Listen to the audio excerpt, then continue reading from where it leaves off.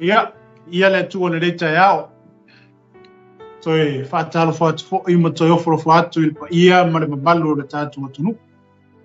Ia ai misa fo i o pa anga, ia o le tātou porokalami. Ia o wofo ima mai masani lungo le tātou TV ke wisiano e pei o le tātou iai le reita iao. Ma loa fua i lau o maua le nei asu fou. Toi whapopo e le tua se isi aso i lo soifua ma so mātu wola. After ye le nganga i le tua, fai foi ona taita ina mai e le tua i tātou le nei mau o tātou iai. Lewa tātou iai le fai unga le neto sanga. O tātou iai le masina muli muli o le neto sanga lua afe lusu ma wha. After le loto i le tua, after le nganga i le tua, ia ona lana taita inga ma lana whaasino manga i a te tātou. After fo i le alofa ma le anga le leo le tua i lona a ao la vea i a te tātou. Ia ia upo le atunu, ia ili maa ngao ma le maa wha la vea au. Ai whaftai le tua sa ia la vea i a te tātou. Tene foi whita ma whengitao le ala sa tātou wia. E foi whala me lave ma me oso wha ia ino tātou wola tau mawhai mo lo tātou wola sa ili le tu. Au le nganga lava ia whaftai le lofa ma le whapole pale o le tu. O ia mumoli mai eino soifua ma lo wola neta yao. Ia, a tāna whatu. I le suafa manu malo le tātou ali o Isu Keriso. A tāna whatu e pa ia mani mamalu le tātou a inga le neta yao.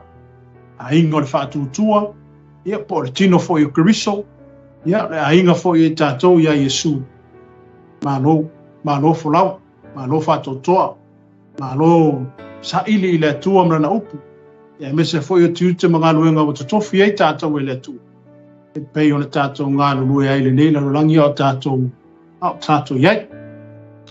A neta eo, e manatu ala tātou wofo i le tua i si tātou tatana. I o le tātou fo i mei lofo i leon wha wofo i le tātou mita upo e pei o le iai. Ia, fia whaia e o mātou loto ia o lo mātou tua le nei aso. O le vi inga o le wha manu, ma le wha aftai ea o ana mātou toi wha fo i atu i atu oe. Aftai sa e ta ina mai ale soifua mo mātou wola. Mai le mātou whainga malanga le tua, mai a Januari leo o mātou tini taunu. I le masina muli le leito sanga nu afe lusu ma wha, whaaftai lo ao la vea i ata i mātou. Whaaftai lo ngang pa ia lo whesoa soanina i mātou i mea masa mātou iai. Mātou whape atu i fo i atu ale vi inga i atu oi. I atu le wha manu ma le whaaftai, le whane tanga i atu oi tamai. Wau tale tono mātou loto, ana le se noa oe na i atu i mātou. Se manu mātou te le iai le nei tai au. Eo ina wā whea le ala, le malanga le maliu ma le otu inisi o mātou a inga wa le au lia mai le whai unga le nei tau sana. Ia e leise tasi e tūma te atu le tua. Mātou whape atu, whaaftai lo lofa, whaaftai lo uanga le lei. Talo le nei tai au le tua, so soni ine mātou e ala le manu lo ngā ia. Whaamtala loto, oelo mātou tua e ala le mātou, e ala ina mātou whaitau lo o whiunga ia. La foi mta upo le mātou tala no ina ngang pa ia leso mātou ato toa. E lavo le tua ele a toa ai me uma le li i. Ia whape naunga nua le mana lo ngang pa ia tama. Utupupu ine mātou ia le upo lau fionga. Ina ia ta oso ina ai mātou. Ao mātou ia le whae unga le neito sanga mātou te fofo watu. Mātou te ulu whale atu le nātou sanga fōru mātou. Ma, anga le mai le leita e au. Ao le vi inga e whafo i atu. Ono lo suafo Yesu. Mene.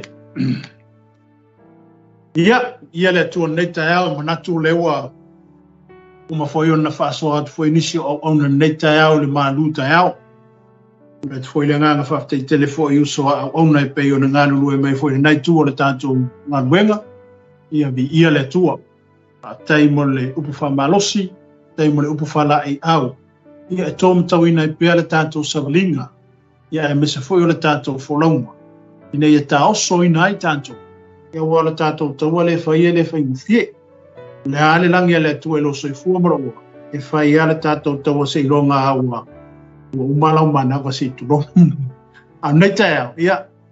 Wha malu atu, wha aftai lo. Ma futa mai fo neita ea. E ala fo le tātou maftanga. E ala fo le tātou mataupu.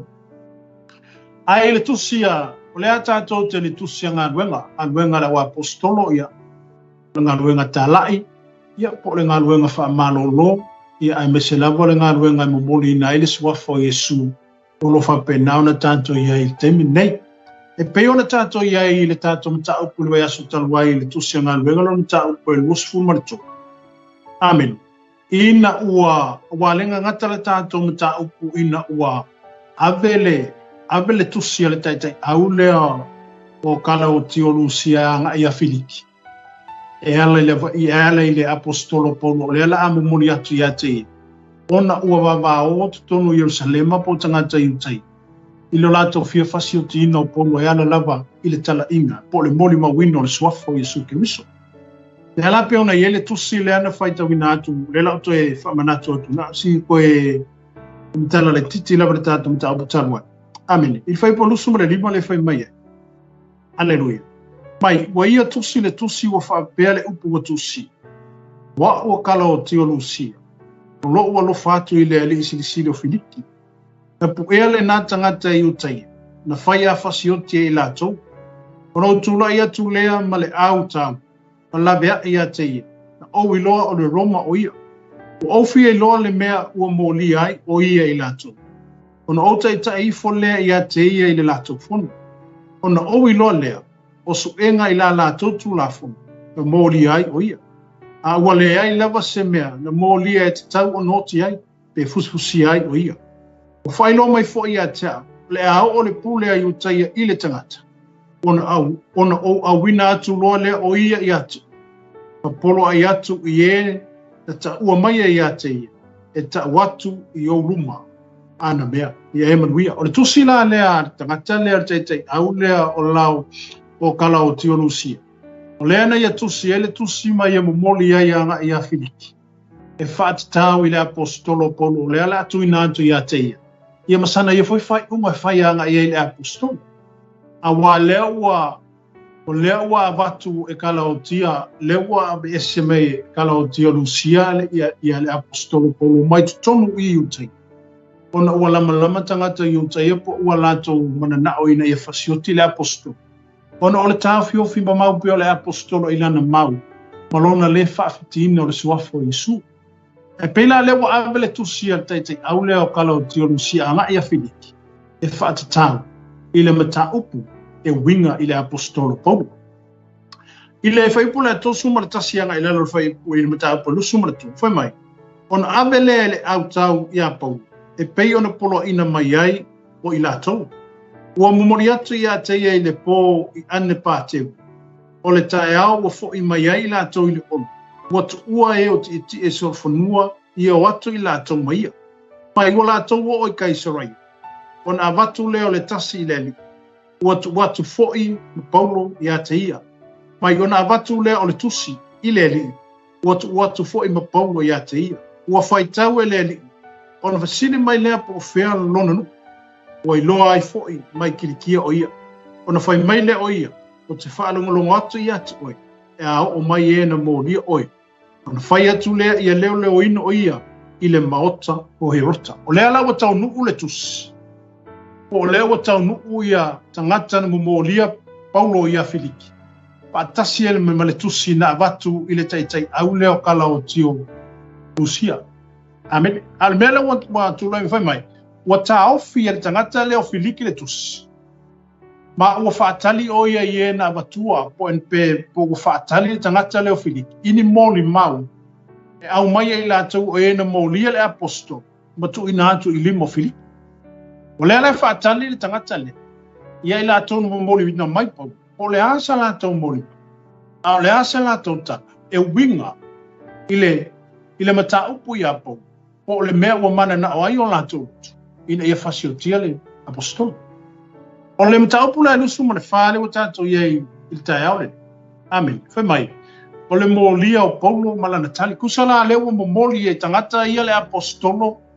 Ma lātou mōli mau a toa ma lātou whaunga lewa whai anga i a Filiki. E winga i le auna po le apostolo i a Paulo. O nisi lama enga ia pe ona tātou tātalano. E si o tātou tūturi mata ia. Ma si o tātou baba ai. O le ale mea tonu wale alo fina wai tangata Iutaia po tangata Jerusalem. Amen. Ina ia lātou nau ina ia fasiotia le apostolo. O lewa ia ina mata upulea. E le ngata ina o le ala a mo moli e la tou ia ni moli mau ia Filiki e winga i le apostol. A le foi lala atali pau e winga i moli anga i o moli ai o ia. Aleluia. Amen. Pai mai, ua mawai aso e lima. O na alu i folea o le faitaulanga sili o anania. A tōma to ina ma le tasi fo il, ma le tasi fai lau, o ti tulo le ingo. Ua la tau faali atu i le ali i mea na mea ua ia pau. Amen. O tangata la ia na faatali e Filiki. Pe na faatali e le tangata le ingo ia Filiki. O le ani la tau moli mawe au mai. E faatatau pe ni moli anga ua moli ai le apostolo e pe una latu moli mai ati. Amen. A pela o na tatou faitau na tau putai au. O le vaenga le pe ona a matamata atu ele tatou matau putai au. O me ua mawai aso e lima. O na aluifo leo le faitau langa sili o anani. A tōma to ina ma le tasi faila ungo ti tulo le ingo. Wa la tau faali atu i le li i mea ua ia pulo winga. O lewa a mata ona. O lewa a mata ona tala tala atu e tangata ne ia Filiki. Le mata upu e whaasanga i apu. Po mea ua moli ai le apostol. Ia po o le mau o lai tau fiofi mau ai le apostol. Aleluia. Amene. Ai faitau mai la le fai upu e lua anga i lalo le fai upu e. Tusa o le launga umale na le tangata le titu. Amen. Ai titilo fo i e le tangata le. Pea ai faitau i le fai upu na. O se fai launga poto tele le tangata le. Amen. E le tiona au mai e anadia. Ma to e ina e na la to molia mai le apostolo ma au mai le tangata le. Nga e sere maa ngai o le fai ngulfu. E sere maa ngai o fa upunga le tangata le. Amen. E sere maa ngai o le fa ole upo le tangata le mo moli eise se mana onga. Olo ia te ilato. Ia pe mo moli eise fe awo mo bia ilato. Aleluia. Palongolongo foi la ile le fai upu le ailu. Anga ila. Foi mai. Wa a mia oia. Ona fua le e titulo ona mo titulo. Ona mo lia oia wa whape atu. Le ali ia Filiki. Lo ia te matou le file mu tele ona oi. Lo fai fo i mea e au tonu le lei. I lei nei nuu i lau sauninga poto. Ua matou tali le lei atu wai i aso uma. Manu uma. Ma le faa manu tele atu. Ai peitai. Ina ne i o faa lave pea i ate oi. O te ai oi atu. Se e faa fonga mai i loa lofa. Ia i loa lofa ia te i matou. Nai upu i titi. Me faa longola i e kanare. Poi mele tangata le. Ai peitai, ina ne i o faa lave pea i ate oi. O te ai oi atu. Se e faa fonga mai i loa lofa. Ia te i matou. Nai upu i titi. Amen. Aleluia. Oi, ngai tau mai ai i le whamtalanga le tangata. E le whakasi le whaalua ngānu le tangata le i a Filiki i mea tutupu. Ona le te maua mai i le whaapunga le whaipoe whawhai mai. E peitai. Ina ne i o whaalave pea i ate oi. O winga, e le kasi la se maka upu ngālu i e le tangata le i a Filiki. Rongo winga e peo lolo aku ngi maka upu ngālu e tala noa i e le tangata le. Aleluia. Ai whalongo i le whaingo le whamtalanga le tangata le whai mai. Ua mātou. Aleluia. I le whai upu na e whai upu e whai upu e tolu. Mai, ua mātou tala lei atu wai i aso uma. Manu uma. Ma le wha manu te le atu. Ai peita. Ina nei o whaalave pea i atu. O te ai o atu. Se e whaafonga mai i lopo lofa. I lopo lofa i ate i mātou. I nai upu i titi. Aleluia. Whaalongo le whainga le whamitala. Whaalongo le whainga le upu o le tangata le whaila unga. Le makwa poko le whaila unga. Ele os tangata whatau wa, tangata ne o titu. Pea e whaitaua i eima e mai tau i ai. I le momolingo le whiau, po le momolingo le mau la e alue. O ia le wa whai ma ave whiau o le whaitauranga. Ia ai meso to ina i wa lantu o mai. Ina ia bomoli le whiau le anga i a whili. E whaatitau i le apostolo pou. E whaatitau i le mata upu i a pou. e whaatitau le morianga o Paulo, ma le mea lewa wa manatu iai latu, e te tau o no o le sala, pe te tau na whasi o tia le apostol. Aleluia.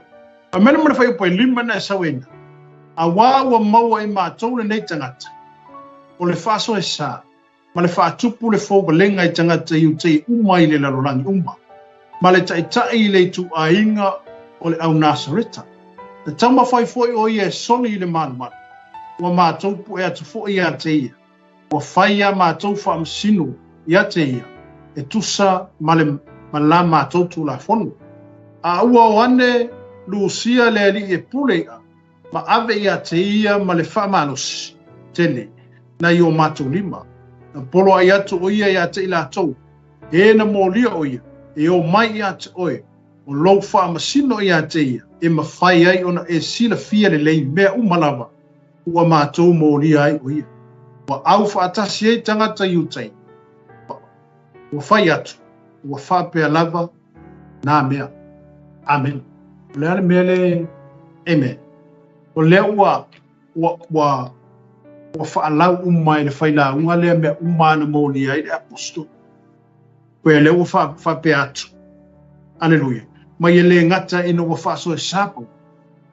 Ai ua whaatupu e Paulo le fōwa lenga i tangata i utai umai le lalorangi.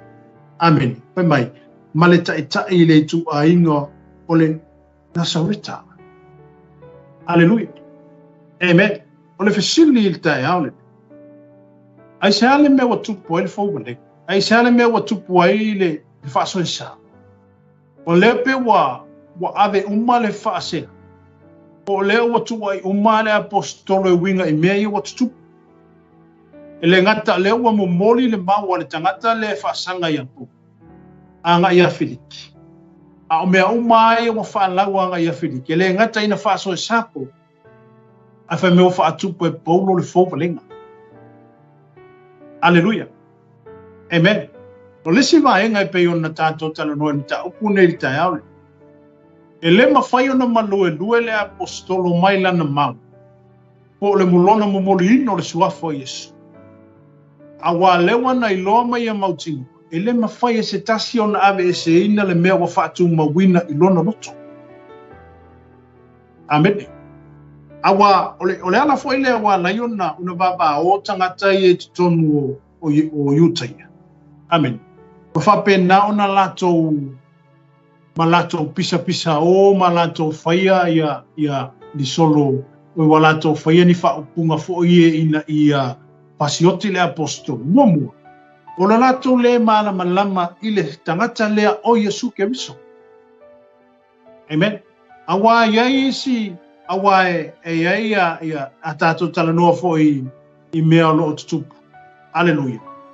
E to tele o tangata i te tonu la fiungu pa ia le atua. Lato te tali tonu i le atua lea tātou te tali tonu iai. Amen.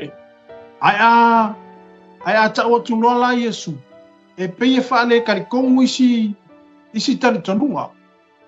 A wao isi tali tonunga lato te whaapea mai o Yesu o le profeta. O isi fo i tali tonunga e whaapea mai o Yesu ele o se alo le tu. Aleluia. Amen. E pei la whetena inga la na watupu te tonu o Utai. O watupu te tonu o Jerusalem. Ona ona lato le malama i le Yesu le asa. Peoa i mapau, sa peoa i male auso. Lato te leo malama i le Yesu lea. Le Yesu le sa ia whaapula ina le tawasu. O le Yesu le sa ia whaapula ia ripili. O le Yesu le sa ia whaamalo ina le whawhine puna tukuto. Aleluia. O le tele ala tali tonunga po oniso tali tonunga le taimile ne. E la tu tele tali tonuina o Yesu o se alo le tu. E tali tonu i la tau lesi vaenga o Yesu o le profeta. Pe la tu te tali tonu foi o Yesu o le tama mawi o le atali o Yosef. Aleluia. Ai o le fasini le tātou prokalame ati o le taiaure. O le ale Yesu na e te tali tonu. Amen. E pei ona mau tutu le ta ofi le apostol. O whapena ona le malue ai no na tali tonu. Ona wai loa mai a mauti. Le Yesu lea sa paali a te ia. Le Yesu lea sa ia la vea ia te ia. Amene. Aleluia. E pei on na tato i ele tato mta upu le tai aurene. Au se fisini whaatuku manatu i atu. O le ale Yesu le nai te tale tonu. Le afo ele Yesu nai te tau amina. Amen. Wai pei on na iei fo ia tato mta upu o tele ina wha matala tala ina atu tato mta upu pe o le tato wha soa ai. Lungo le tato porkalami. E ele te me lulu ina ai lau Yesu. Amen. Ele te me lulu ina ai oe le Yesu le nai te tale tonu iai. Ai o fisili ale porkalami. O le ale Yesu le nai te tale tonu. O le Yesu perfetta e nai te tale tonu iai. Amen. Aleluia. A le tali tonunga le porokala. O le Yesu le ana fio mai. O le ala fwana na lai ona te ina. Wa o le fi na wa fo ile fai tonu i Utaia ma tonu Jerusalem. E le tali tonu isi afa o tangata Israelu po isi tangata i Utaia. I le Yesu le sa fa nau mai le fale manu. Le ala tato fa manatuina. E le tali tonu iai. Aleluia. O le mafuanga fo ina o le vava o ma le pisa o le tala inga le apostol. Ona, o le manatu o isi tangata i tutono le nuko le atu. O Yesu e profeta. Aleluia. A o Yesu le, o le Yesu le o liu tino mai na te sau e faile lavea, na te sau e faile le wha o le tanga mole lalorangi. O le tau fiofi mamau fo ele o le apostolo, ilana Yesu le. Ona e leia seisi Yesu e sili atu lo le Yesu le na maliu. Amen. Ale foi mai le apostole le na tosi. Ai ai seisi tala inga e se atu le tala inga sa mato mo moli na to Yesu na maliu. Omea, antema. Amen. Ale foi moli mau le apostolo Ioane. Amen. Ia tātou tofo ia nganga uma pe mai le atua i lātou. Amen. Aleluia. Amen. E aula ia te tātou o e o te tonu o le finangano o le atu. Ma le tātou tali tonunga o tātou tu mauai i le whaoletanga. I o tātou i roa le leia, le tātou Yesu o lo tātou onai. Amen. Aleluia. I o tātou i roa le leia. Le tātou Yesu o lo tātou au onai. Le Yesu le ana fio mai. Ona sa whaatali umai sora elu so lātou tu. Ai sa whaatali tali sora elu maro lātou loto pa mau lunga ina ia fio mai no lātou tupu i sea. E fio mai le langi. E vai kula e fio mai Yesu i hao. Pa whiau mai e solfanua ma angelu ma mano angelu lātou te au mai. Ai ina ua tau nuu le upo i sei. Amen. Na walo ia i sei le tama leo le awhanau. Ai whangau mai Yesu e whangau mai le wharepu. O le toa tele la o isi tangata i utai ma isi tangata i Israel. Lako ke le kalikonguinga le Yesu. A o ina fua mai ai le finangalo le atu. O ina fua mai ai le manatua lofa o le atu. Amen. Ile lalolangi. Na ia fua ina mai ai le Yesu le tau fiofi mamau ai le apostolo. Aleluia. Amen. O le ala fetoso ina solo le apostolo i tonu. O whapena o na ave solo le apostolo e whamasinoina. Pe whamata e malue ai le whaatuatuanga po le talitonunga o po. E le mawhai. Amen. Aisea. Ona wa mauti noa le leia le apostolo. Ma ia talitonuina. Le Yesu lea sa maliu. Le Yesu lea sa toi soe fua mai le oti ma le tuwa mau. Amen. Pena fo i lo tangata. Pena fo i tātou. Amen. E ele te me tofo i nai lo tātou talitonu. E ele te me tofo i nai lo tātou talitonu i le tua. E le te me tofo i nai lau Iesu le nai te ona iai. E le te me lulu i nai lau mau, pe lulu i nai lau mau. Ai o fisili lai a te oil te aule, tato. Amate te tū mau le Iesu le ai te ona. E pe ona tū mau le apostolo, ele manue lue alo na manatu. Amen. E le whawhilu whesasi fo ilo na talitonu. E le ngata o Paulo o apostolo uma sa lato iei. Sa lato ta ofi mau le upu lea. Sa lato ta ofi mawina le Iesu lea. Le Iesu le sa lato mafuta. Le Iesu le sa lato whiwa. Le Iesu le sa lato ai. Sa lato talanoa. Sa lato momoe. Amene. Aisea. Was fio mai le atua se ia mafuta matangata. Amen. Alleluia. Le ala fai mai e ili tātou tusita hau. Amen. Alleluia. Amen. Pela ona vava oa. Ma pisa o ai tutono Jerusalem. Ona ole mau ia Yesu. E pisa foi laulangi a oe ngora mau. Amen.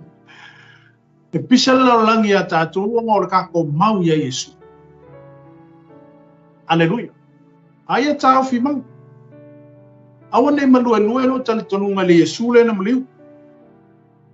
O le Yesu le na e ao le tātou tali tonu i hai. Le Yesu na fio mai. Yesu na liu tino mai. Alleluia. Na e fio mai e paia le la vea i mo tātou. Amen. Alleluia. Amen. Ava mele tu se Ioane apostol. Pamai. O le mea sa iei talu le amata. Na mātou whaalongolongo iei. Na mātou wawai atu iei. O mātou mata. Na mātou mata. Na tanga foi o mātou lima i la le loko le ola.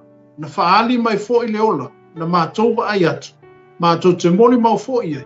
Ma ua mātou ta watu ia te utou. Le ola e whawawau. O le nasa i le tama.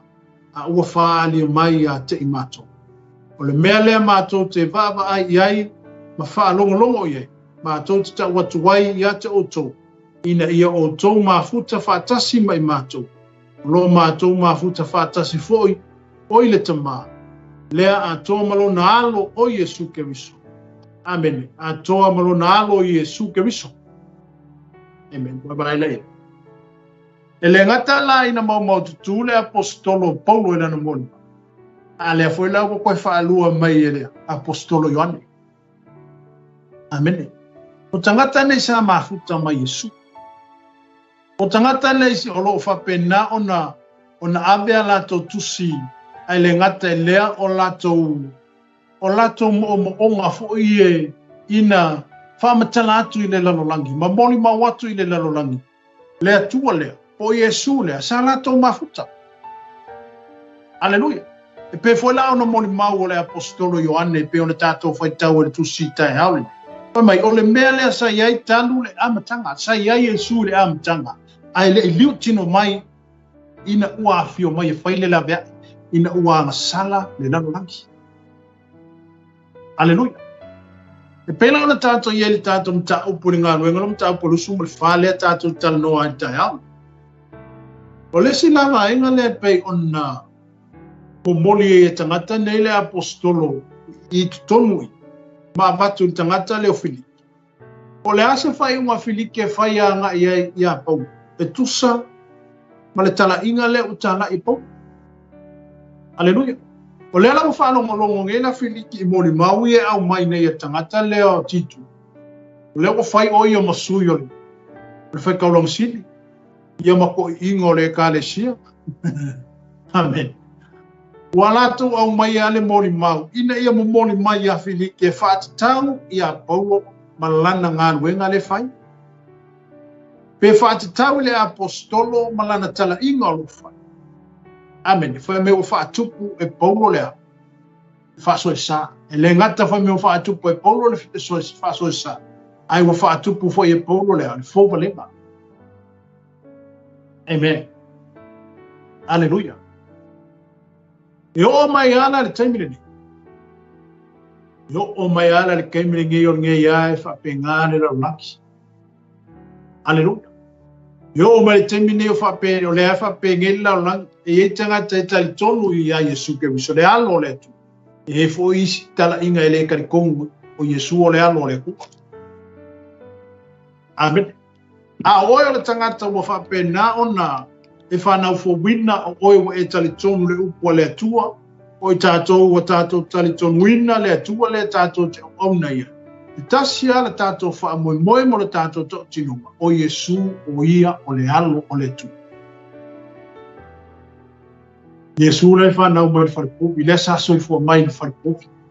Na whaonga ia le atua maria a wala mai a Yesu e mafoisia. Se sau Yesu se iui mai fo Yesu i me sa kaku o mai ei. Amen. Whanau mai fo Yesu ia maria pei o na tātou whanau mai o tātou tina. Aleluia. Amen. O lea lau whapena o na a watu moni mau.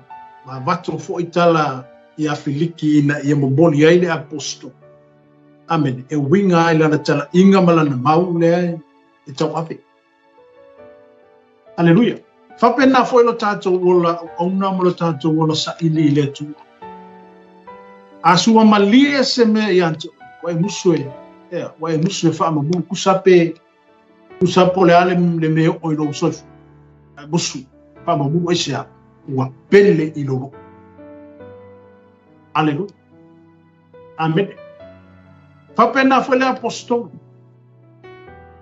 Wa tofo le apostolo i manuia o le tu. Wa tofo le apostolo le sosia ma le tamau a ingo le tua.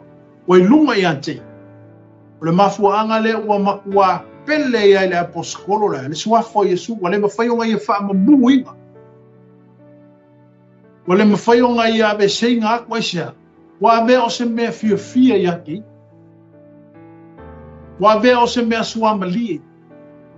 Amene. Wa le pole a pole ale i unga o iailo no. O le afo ele me muta i eila na tana. A lona wha moe moe. Wa suamalia e suafo Yesu iai. Wa ala sa wanga ma me o iake. Wa ofo walonga ola malonga soifu. E kau kua ili finga ngano le kua. A miso le ngano e ngale o pala unai. E ngā umakako. Amene. A suamalia le suafo Yesu iati. A suamalia mama ngai le suafo Yesu iati tato. Wakako musu e wha mamu wese. Aisea. Mamaku ai. E wa. E fuelele wa. Wanga ngau i eiro ro. Amene. Wa e wha avalea iai. I le suafo Yesu. Amen. Wa alu i eiro mafafau. Wa alu i eiro langona. Wa umanatu. Aisea. Wa le mawhaionga e koe momoku. Ese pe mawhaionga e koe avesia. O ngā ua makua i pele ale si wafa lea i ate oi. O ala me o mai le soifuanga ma leo langa lea e tātou te ui. Awa e matua e tāu fi mawina le mau lea i a Yesu. Ke le popole e. E pe whanua i alo soifua ma umai lo ura. Le taunu unga ngā o na kako mau le kau abe. Amen. O whena whai ui ai ia. Tala inga le wa apostol. Amen. O whenga whai ua ngai ia tala inga le wa apostolo. E lei u le lei la lato taunu ua. Amen. E lei u le lei. Amen. Le suafo Yesu ma le tala inga le mau i le atu. E lei u le lei le taunu unga o apostolo na iei. Na fasio tia ma makua i makanga le fasio kingo lako. Ai le ia mea na tau whaafefe ma wha matau mai le apostol. Ma mea na wāwao ia i lana. O le mea na tuuina i lalo. Lo lato nau. Ma lo lato pulu nau ina. Ma le pele le suafo Yesu i o lato tangata. Aleluia. Amen. Pe fwe lana tato ia i te aone le tato mta upe ala i le tala inga le awapu. Tala inga le apostolo po. Amen. Le o a le la o atua le famasino ino Paulo ma o atua i Paulo nisi tūlanga. Ia mai wena o atua ina whanua ele soifua Paulo ono lea. o lana mau ma lana talainga e le fife e le fo. Amen. Hallelujah. E tātou ne vai tau ma vai taimi o tātou. Hallelujah. E ur wha malo si ai ar por kalami mo tātou. E tū mau lau mau. Amene. Awa ne foi ia e au tau tinonga. E tū mau i le mau ia Yesu. Aisea. Ona le tātou te loa mo tātou mauti. O le mau le nai wha o lai nai tātou. O le mau na tātou te oa i le ola e wha mama. Ono le ta oto fo i le upua le atua. O le ta oto fo i le upua Yesu le whiong pa i. O ia o le ala upumoni ma le ola. E le aia la se tāsia ui atu le tamā. Pe alea. Pe alea ui ai Yesu ke wiso. Le ale wingo le nata. Amen. A whai e tele tali e ina Yesu e whai maali ima whaola e lo suifu. Taimi nei. Te tali ai aisea. O ia o le ala ma le upumoni ma le ola. E le mawhailanga ka ko wo i le kama. E a ka ko le ui a Yesu. O ia o le whai tutoa. E le mawhaionga e laku e anu. E le mawhainga e laku e anu ko kongo le whale o le siai. Ale, no. Ke laku e koe whai koa. Amen. E ila le tangata le kongo le whakanganga ma le iongi al kakale ko kongo. O le kakala ma le kakala o le whai koa iatu.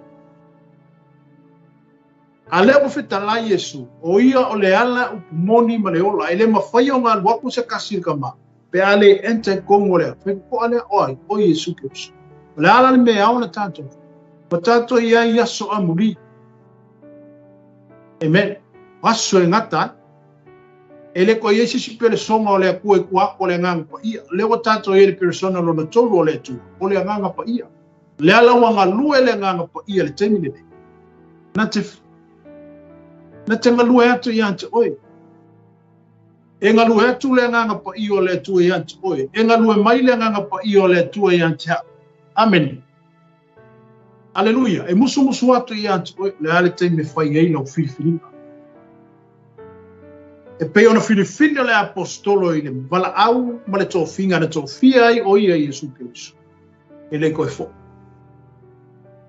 E le koe sol muti. Penga koe whawhiki. Amen. Aisha. Wana wai e loa ma mauti noa le leia le apostolo po. O lona wala awina. O le wala awina tu sao mai langi. Aleluia. E whapena fo i tātou ma le tātou wola ina o le olanga keu shandu. I nei vai tāu po nei vai taimi o tātou iai. Aleluia. Amene. Ia e tū mau. Aua e te whaafiti i le mau. Aua. Aleluia.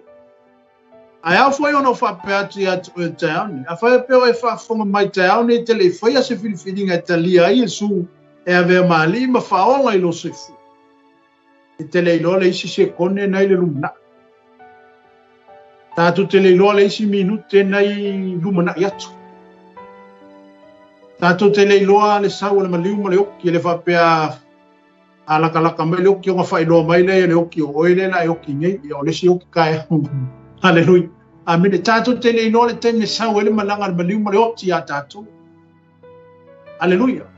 Ai a o mai mea i o umana whaila tātou whiriwhiringa. Amine. Ma whaila tātou i oenga i le atua. Tātou te talia ai ke riso. E whai maali ma whaola i lo se fua maloa. Amine. Hallelujah. Ma tātou i loa lea. O tātou iai tolu ina. Amen. Pe on tala masan. Tala le pangtale se le tutantau. Amio leanga le pangka yasa umor so ifu umre ola ngaulai. Asi se konga po se mingu ke sa ye lungar sakau. Aisia, waka kau sala le pangka. Kau. Merkala le pangka. Kongur ka sala. Ang tangatale ele ise me sala yo. Nga uma whaku Yesu, le li ia e whioro manu, umang kua mai. Koe se kongia pe koe mi nguke nga wha maulano le pongkani ngor sa kaulo e maulea ngoa. Pa tātou le wa whia awa kau sango kako kerisia. Aleluia. Amen. Altu walalo le porkalame ya el tayale. Afaya le faya sa fifili. Taimine.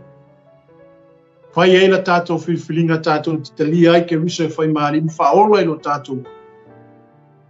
Na tato ilo lea, tato sa fanga atu ile manuia. Amen. Aleluia. E pelo tato tu sita ya. Amen. O lo fa mtaltala ya tangata o titulo. Ya bese o la toia na la to mai.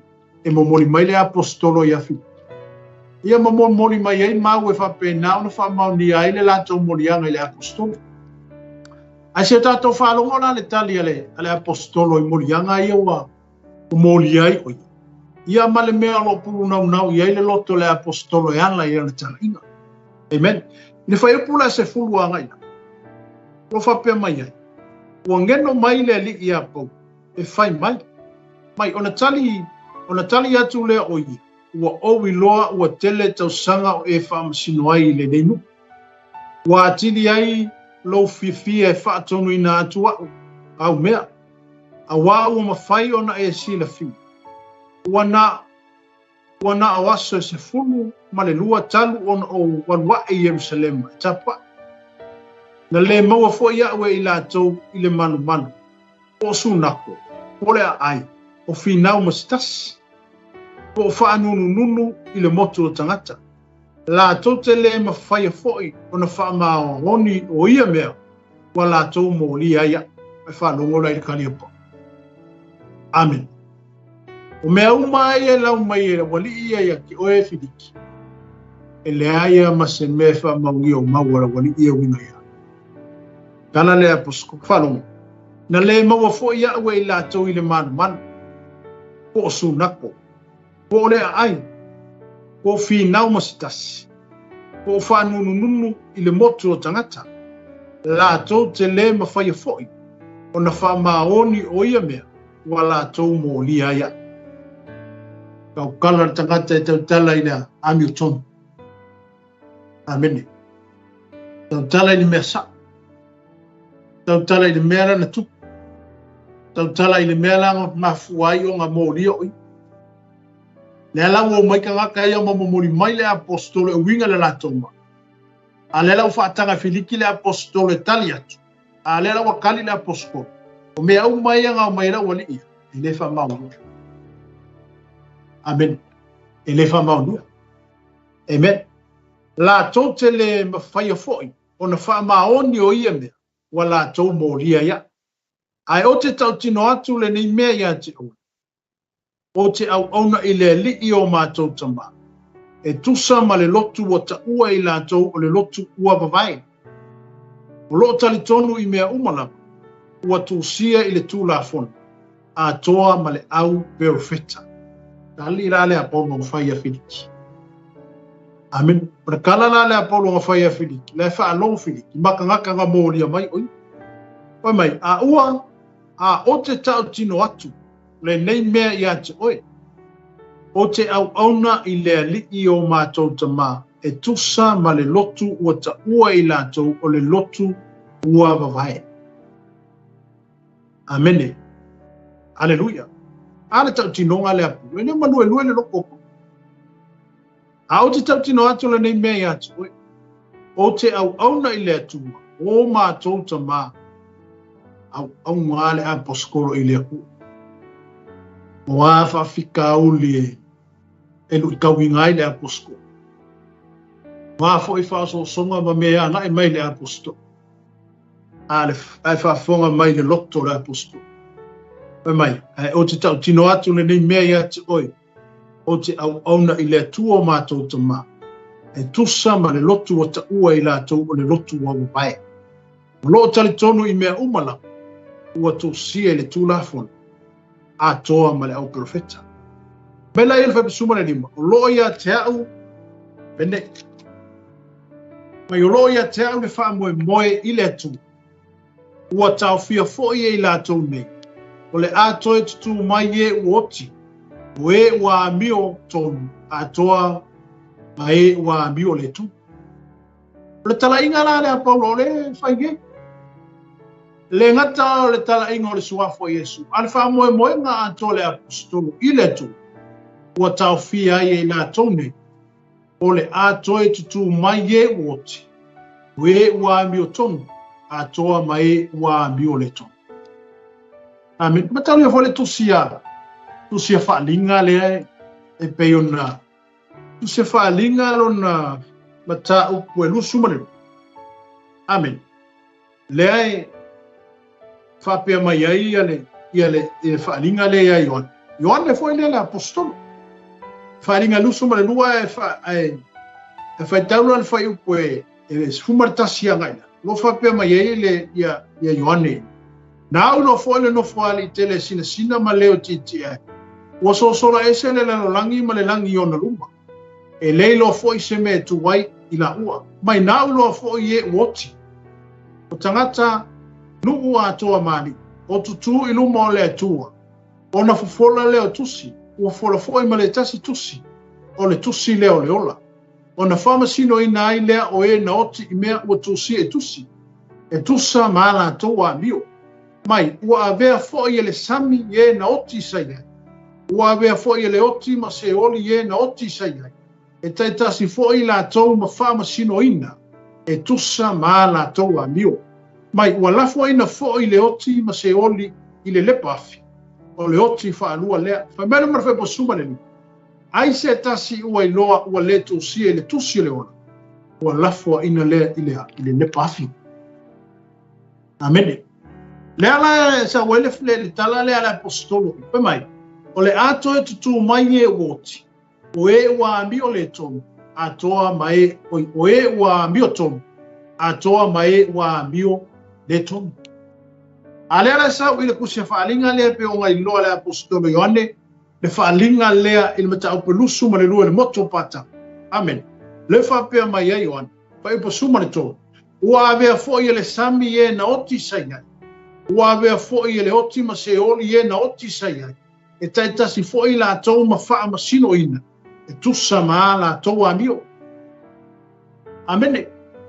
O ala tangata uma o whioki le narulangi. Amene. Peke amio kou, peka ko ke amio le kou. O le aso le, e koe amai umai a ele a kua inunga ngakangi. Amen.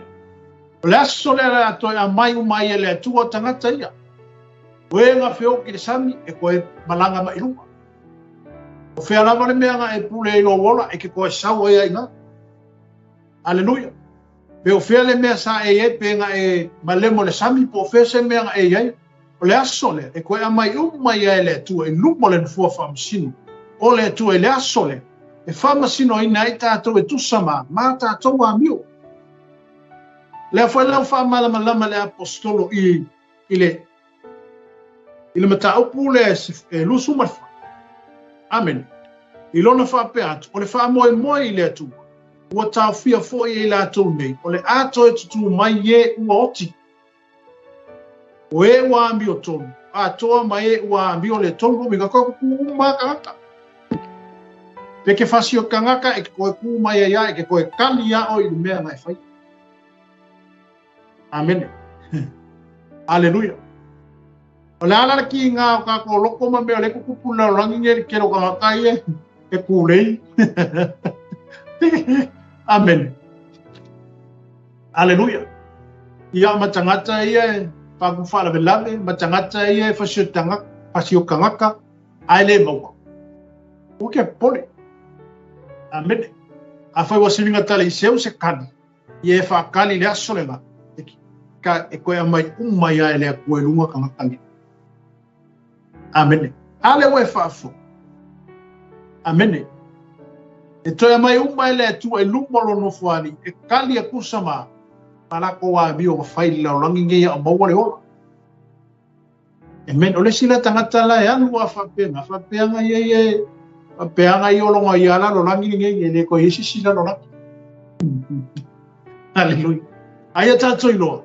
O lo wa uma ngai ai le langi fo ma le la lo langi fo wa uma ka pe ngai nga. Amen. Ama vaela le lalo langi nge, lalo langi nge. Ele se lalo langi mo yo kako, wanga se mea kako kia o mau. A o ia ka penga ai kako. Ma saungia ai o kako ka ngaka. Inge o kako ulu fale aku wai lea. Ile langi fau na le umau ka penga inga ile kua mo kako. Amen. Aleluia. Ale fe au le pe ona au mai ele. Ni tai ale. Le fa pe mai ele aposkolo. Le fa moi le tua wa. Ua tau fia. Fo i e tātou nei. E la tau nei. O le ato e tutu mai e ua oti. Ko kuma mai la ka ko fio. Mai o e ami o tonu. A toa mai e ua ami o le ku. A whaila mai ke ami o kou. Ki. Nga lue a oe ia whaale leipea. Na wa ami o kou. Amene. A whapea mai ke ami o whaale kong o kemingi. E waila le upule a Yohane Salmo. Amen. Salamo maliliu ai se anga lesi salamo ku akor ku ma. Amen. E ka ku kele ko salamo pe ka ko veo. Ai se a o kin ka ele sila sanga ku akor ku ma pe amali. A le termine o le mawala umana. Ma le termine o le mawala tatu. A yengi me ka ka salamo. Ka ko salamo ai se. O mai le ka ko kele ko salamo mai ile ku ma. Ko uma. Mo ingi ka ko maka, ya mo leisa ka ko mangaba, por ka ko manus. Amen. A o le termine nei o le maua lo wola mo le tanto manus. O angi me ka kaunga salamo pe o le tala inga le apostolo. Le ale alanga le apostolo e ale le suafo Yesu, malone mori mawina, ma le toe whaafo i meo tangate tutonu le fina ngalo le tua, ya ma le alanga ino le salamo. Amen. E pei ona tau mawhai ele apostolo ma tala ina atu le fina ngalo le tu e whapea ngā fwoi oe. Ngā fwoi ke whaafonga mai neta e ao ma e mai mo mai. A oe o le isi a, oe o le isi suiva ai o le tu. Oe o le si mori mau o Yesu. Amen. Le si whapea o lima. O a o le mori mau o Yesu. Amen. O a o le mori mau o Yesu. Amen. Pei ona mori mau o nei apostolo. Pe ngā fwoi sila ngonga o kako ngi kaya. Ia ve kako mamoni mau ia Yesu. Amen. O ke fefe. Aleluia. O fwoi tātou te awa nei whamata wina i tātou. Aleluia. Wā me o mai. Ia tātou ilo. Lo tātou au pia ma le tua. Aleluia. Iei pia le tua whatasi me tātou i me umaa. E leo tu la fo ina fo i tātou e le tu. Aleluia. Fea le mea tātou te iei peo la upo tāmita. Amen. E whaia mo kako apa awar kai au kako ke where le o koe lea. Kuru ingo le lero rangi ma kako koe fo i mai. Olo o iai ai lea kua. E fufolo a tātou moenga se oli whauta o iai ai lea tu. Ngā fo i ke mai mo mai.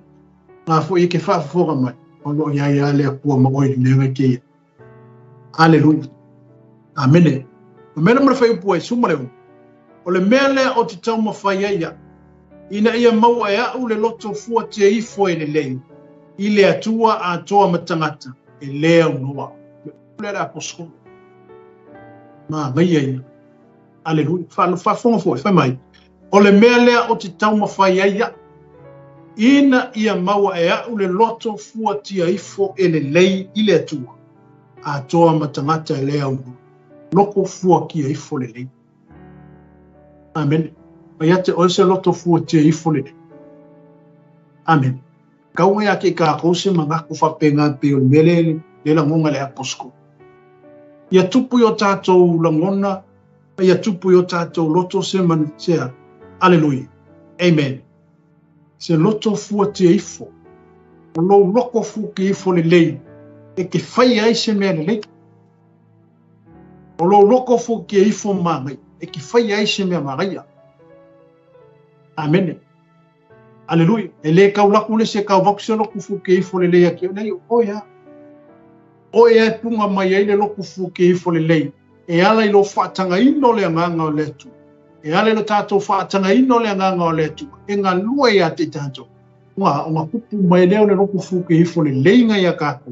Kako ke sevi ngai le kua, pe kako ke whai ai se mele le e vi i ai le kua. E le vi e kaka. E vi i ai le tu. pe o le upo le apostolo le sa ufa mai o le mea lea o te tau mawhaia ia ina ia maua ea ule loto fua te ifo ele lei le atu a toa matangata e lea unoa. Pai pa sumar fituanga ino whai mai o mawai tau sanga te ona o walu lea e vatu mea lofa ilo umu a toa mataunanga. Amen. Nana mero kupui. O le lofu ke ifo le lei la leo le aposko. Nga mafua e koe fo i ma koe alu i oilunga mu. E ave mea lofa a koa makaulanga i le fale o le. Amen. Mafufe. Se koe ala se koe faa fo i a kua le faa kai i lele. Se ala se koe faa fo i a kua le faa manu ma le faa netanga i le tu. Awa o le lofa o le a kua. Nga labe i ngai longa ona. Amen. E na foi tatou. A o ni fa manguia le kua ia ki o e masau kumfu. A o na tali le tua i se mana onga ma se mea na e tu inatu ia te e awa e koe fo'i pa fo'i le vitinga i le. E awa nga koe fa fo'i ka koe oea koe fa fo'i le vitinga i le. Peo le tala le apostol. O le ngata la ina tupua i le loto o le apostolo se manatu le le. Ma se loko fu ki e ifo le le. O se loko ma ngaia ma se loko au le le. Alelo. Amen. Foi mai. Ona mawai leo tau sanga i tini. Foi mai. Ua koe fo. Mai. Ona o walu lea e avatu mea lofa i lonu a tōma taulanga. Koe alo ave mea lofa i olu. A koa makaulanga e ave. Kai ai lea kua. O lea ngai a lave inga oi. Ma lea ngai a pui pui a tini. Aleluia. Fai musuma le valu lalo fai mai. A o fai ai a mea. Wai loa e au. E nisi tangata i o teia mai asi. Ua faa mamaina i le manu manu. Ua le ngu mai tangata. Ua le aise pisa ho. E tusa pe ana i nei o i lato yoru. Ia molia.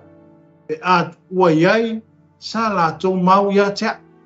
Pai le ka ofi ala poskolo i langa mio. Amen. Le ka ofi ala poskolo i langa mio. E lei fa penga falu fesasi. Nga fo ilonga ngu e fa ave mea lo fo ilonga ngu. Pa kasi makaulanga nga ave ile. E o kolola e le ole wali i ko kongo le manwa. Amen. Lau fai mai puru. Anga i ngei fo ila vainga nga mau mai e moli mau mai e ke upule ale mea o mori aia. E le aia se mea e o mori aia. Aleluia. Amen. Aleluia. Pa mea fai palusfo. Ale ai se fai mai lava i la tone. Pena i loa i la tosa o ambio le to. Ma o tu i luma o le fono. Pena o lea upu e tasi. Na o walanga atu ai ina o tu i o la tonu. O le toi tu mai o e woti. Ua faa masino ina ia e o tou i le asungi. Le mauga. O le upula le moli e ngele apostol. Ale famile apostol. Pena o lea upu e tasi. Na o walanga atu ai ina o tu i o la tonu. O le totu mai o e woti. Ua wha masino i nā ia o e o tau i le asoni. E a mero kupu. Amen. Mai polo lea sisi mea kasi ale upu lea nga o walanga. O whapea kule mu. O le koe ku mai o tangata o e woti. Ia pe o lea tau mai lungai. Amen. Aleluia. O le totu mai o e woti. We wa mio tonu a toa mai wa mio leto.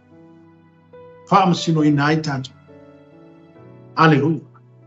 Amen. Amen. Whai ura na tātou tusi tai au. Hoi mai. U whalomo filiki nei.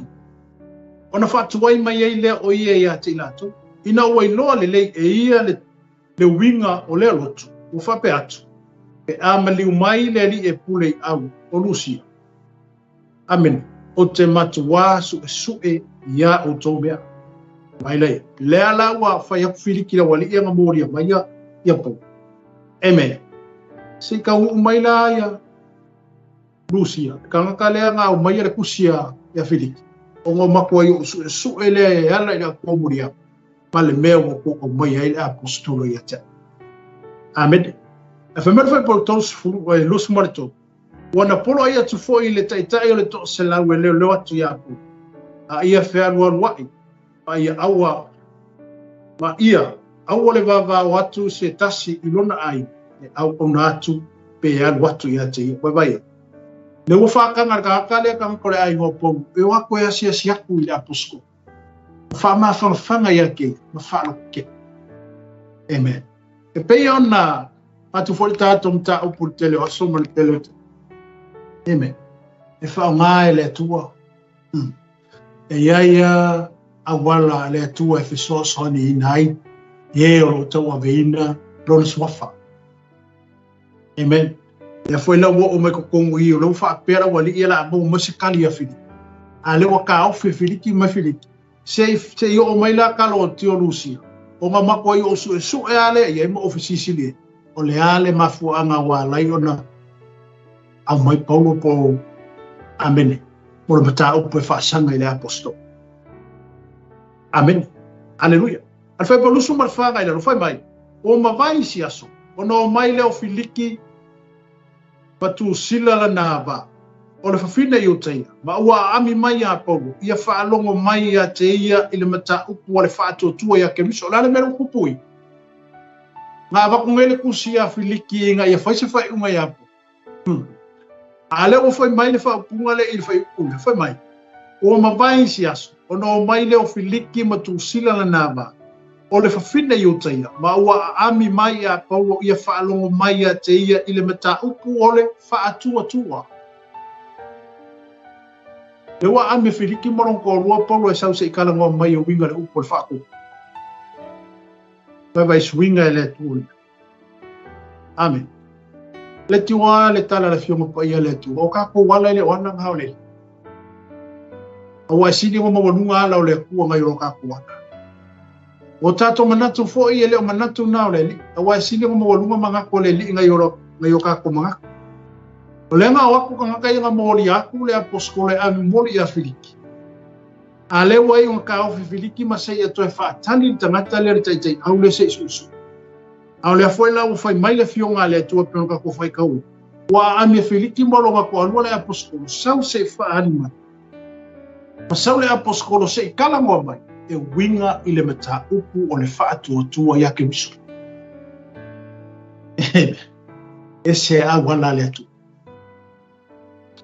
e se a wala le atu ele mala mai e tangata a wala o sau nia le atu whaola i ngai le kai kai le a wala wa fai ele a kua o sau nia le kua e momori ele a poskola ia filiki e whaola i ngai filiki maronga kua lua ai mesolonga ai ale we whaafunga mai e amen ua mawai aso o no mai leo filiki matu sila la nava o le fafina i o taina ma ua ami mai a paulo ia whaalongo mai a te i le mita upu le whaatotua ia ke miso mai ua la unga ato o ia i le ami o tonga ma le lenga o ia amene ma le whamasinonga atali o nga tete ai leo filiki ua whai mai se e alu watu i se aso ne se ia o maua fo i se aso e au noa i lo toe ami atu ai a te whalungune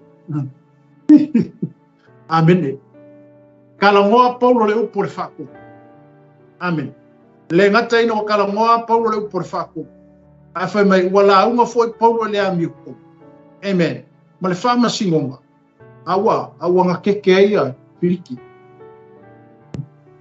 ka ki o le kua amen bago nga keke firiki aisia le fa kwa fa lo mo le kangaka le ile mea le mabori ako le aposko o le fa to fa lo mo le o filiki ile mata upo le apostol malona la ngaina o le mau ya yesu le ala wo anga wak bal fa masingonga ma meya makan keke ki o le ya amen fa pena uma le tala ingo lo tanto amen aleluia o le momori ino le mau po le momori ino le fionga le ai miso le tatu tau fi mawino le mau o tatu tali tonu amen e ngā lue ai le atua e koe whaona i ngā isi ka ngaka lai kupungu pele ngā lue le atua i le aposko o le ngā momori aku le aposko lo e whaise whai unga fu ai waku i oe whaona i ngā ifiriki o le lau ngā poha Amen. Leo whaalongo Filiki i le launga pau. Le ngata ina o tala noa le apostolo e ala nga il whaatutu. I mata upu ia ke wisu. Ai wala unga fo i le apostolo ia Filiki ala le amio tonu ma le whamasinonga atali. Le lau ko whaafonga i kai hangu me waka keki. Uinga ka upu nga keke wa makau wa fifi. Amen. Hallelujah. Amen. Ni ia le tua neta ya. Ni ia le li. O le tau fiofi ma mauna leo le apostolo. O lona le whaafitina leo le mau ia Yesu. Nā tini whaamanui ai le tua ia te ia. Mā tini whaamautu i nā ai lona loto i le suafo Yesu ke wisu. O le mea wa avea o se mea wa whaima mea sua malia i le apostolo. Aleluia. A ro tala ina pea le apostolo. Le ngata le toi tutu mai o le ngata le toi tutu mai o ufeoti. O ka ngaka ami o le kongu ma ka ngaka ami o kongu. E koe kuku pela ma ka koe e kai hao nge. Amen. Aleluia. A whapea fo e whaafonga mai i tai hao. A pele foi essa o filfilinga pea le wani le tatou ponkala. Pai lau filfilinga. Pai lau filfilinga manu e le tua. Ro kupe Yesu ma kui lo fai ko. Amen. Hallelujah. Amen. No mau le tu se falinga ton fai po lusifu. O te tu le fai to mo tu ya to se fa longo lo leo kakala. O te ulu fale atu o te tale sua patasi o e foi maia. Amen. Ngai ku wa Yesu mo. O ki apa una lo fai ko oro ko ngai mo ko tu ya Yesu. Ngai ku ia Yesu ya ki. Kele la monga inga lava ku ya ku o Yesu iro. Amen. Kele la monga inga lava ku ya ku le nga pa ia ilo mo. Hallelujah. Sei ka kala ia lo fai ku po. Sei ka kala ia o ka kono. Ai sei fa un fale Yesu ko mo ka. Amen. Sei lau mai me ai uma me ai le lei. Fia kali sua Yesu ma oe. Fia kali sua Yesu ma. Amen. Ele mangaku Yesu o le arku lango e ai. Aleluia. Le fa pesi kako fa kali si o kako ami o kongo nga kako wole le kone. O le ale ku lango e kaimi. Alu fa penga ile. E lele abakuma. Amen. Aleluia. Nare upo Yesu mo fai le forse. Inga wako lo forse ole a Yesu makanga makikiva makanga ngasala. Ole fai la ko kala le so fo me ko ole ai makanga ngasala makanga ola. Fema Yesu ele o ngar fo mai moya mano bo. Ma we mba. Amen. Manga o Yesu ya ki o. Ke poler ku langa e ai. Lar ku langa le ka ku ki e fo lo tangata. Ifa penga ko ko o ya no walu le ku nga. O wang sala ang one way le ku aisa. O mga umiera so songi mo le. Amen. O mer ke mingi. Ya halwa. Amen. E ke me fale kongo. E ke me pa uai ma palasi na. Amen. O wang e vero ka ko.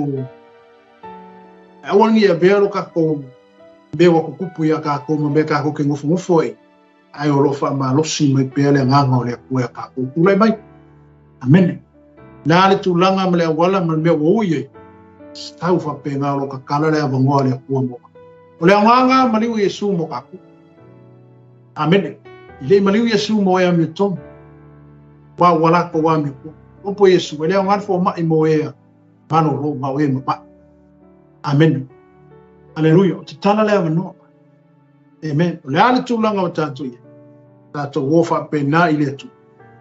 Ma fa ma guia le ku ya ka ku aisha. Ino tatu lo mona le sala mo ma fa mo lalo tatu. Liwo tatu tangata mo tatu. Atanga ina le nganga o le tu. Efeso so ni ino lo tatu bye bye. Amen. O ma to le sem ta puta ya o nei. Pe ora tala inga le tala i pogu. I o le toi tu mai o tangata le aso ngata anga. Ma le toi tu mai o tangata le aso fam silo.